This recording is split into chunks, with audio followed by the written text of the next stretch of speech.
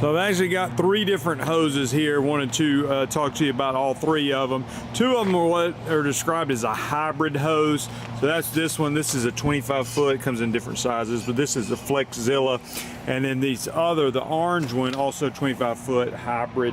And I'm gonna talk to you about that in just a minute, but it's by company EOOIO, so however you say that.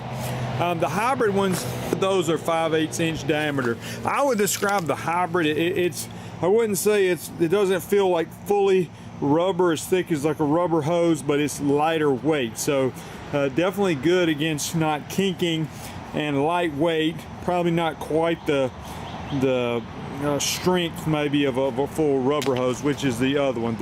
This is Gilmore. This is the 50 foot one, but it also comes in 75 and 100 feet. And this is actually a 3/4 diameter hose. They all connect together, even though the other 2 are 5/8. But this one is a definitely heavy duty rubber hose.